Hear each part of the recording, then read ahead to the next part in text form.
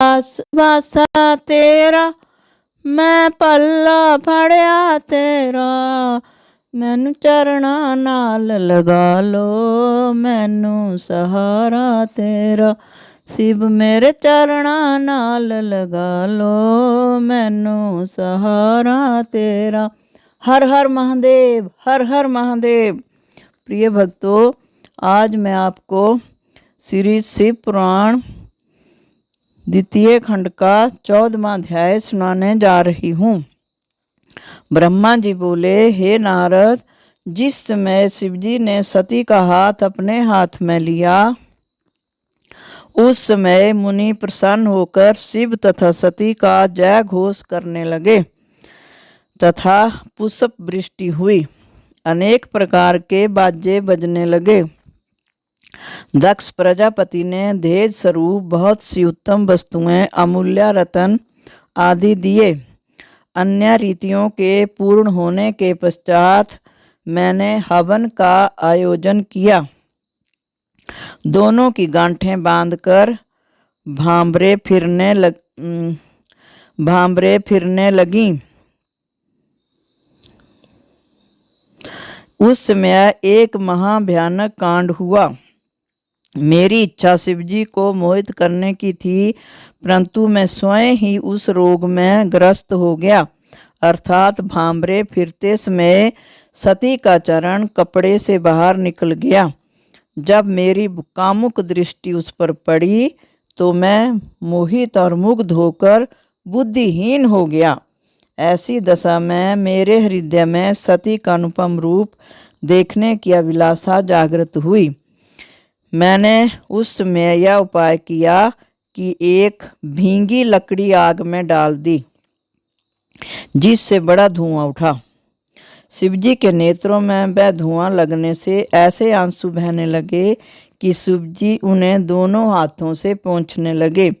ऐसे सुअवसर से लाभ उठाकर मैंने सती के मुख से घूंघट उठाकर उनका सुंदर स्वरूप देखा तथा कामदेव के प्रचंड वेग से दुखित हो सब धर्म कर्म को भूल गया।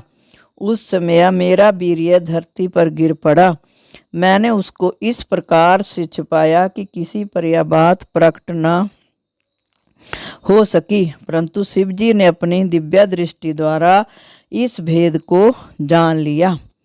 तब वे मुझ पर अत्यंत क्रोधित होकर धिक्कारते हुए बोले, हे ब्रह्मा, तुमने निंदनीय कर्म क्यों किया? तुम बड़े कामी हो। यह कहकर शिवजी ने बड़े क्रोध से त्रिशूल हाथ में ले लिया।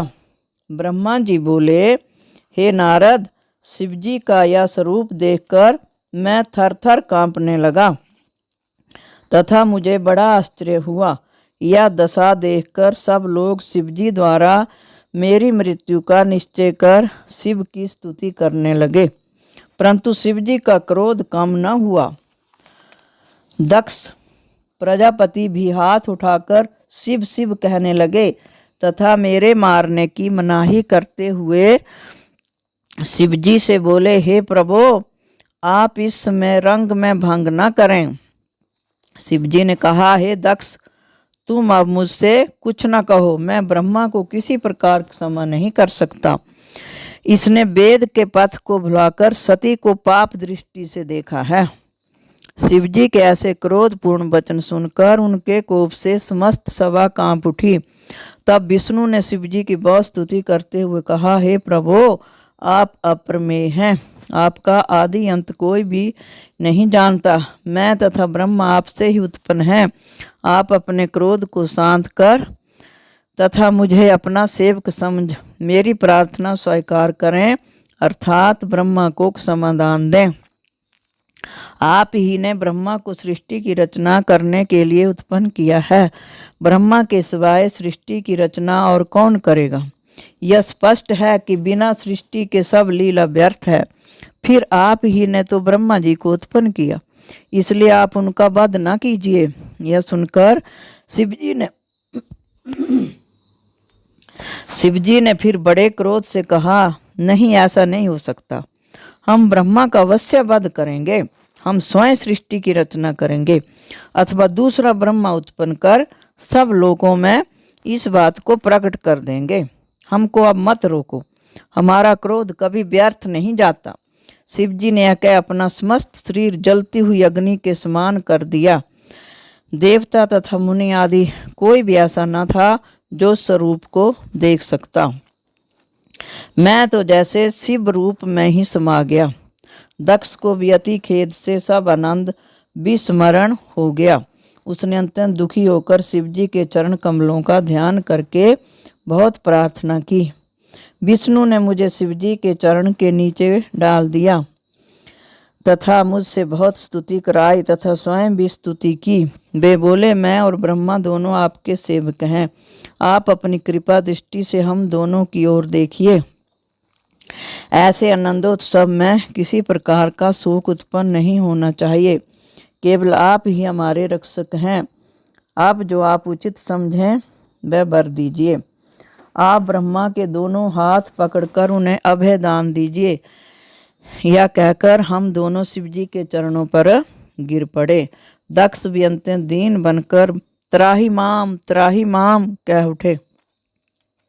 हे नारद, उस समय शिव जी ने सती को अत्यंत दुखी जानकर अत्यंत कृपा पूर्वक मेरे मस्तक पर अपना हाथ रखा और मुझे अभय दान दिया।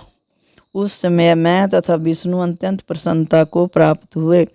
दक्ष तथा अन्य सभासद भी आनंद मगन हो गए।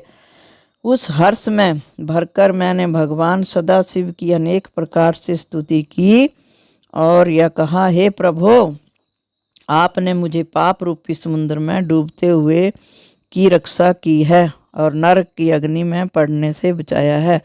अब आप कृपा करके वह उपाय बताइए जिससे मेरा यह महान पाप नष्ट हो जाए।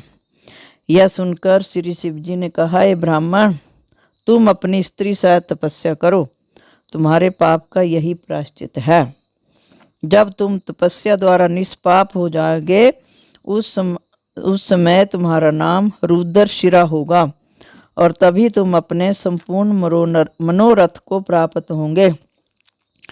तुमने देवताओं का अधिपति होते हुए भी जो मनुष्य के समान निकृष्ट कर्म किया है, उसके कारण तुम्हें मनुष्य योनि में जन्म लेकर लज्जा उठानी पड़ेगी। इस उपाय से तुम्हारा पाप नष्ट हो जाएगा। भगवान सदाशिव के श्रीमुख से निकले हुए इन वचनों को सुनकर मुझे तथा दक्ष को अत्यंत प्रसन्नता हुई। ओम नमः शिवाय, ओम नमः शिवाय, ओम नमः शिवाय। प्रिय भक्तों, अगर आपको मेरा ये श्री शिव पुराण द्वितीय खंड का 14वां अध्याय पसंद आया हुआ हो आ जाए तो कृपया लाइक कीजिए और मेरा चैनल सब्सक्राइब कीजिए। धन्यवाद।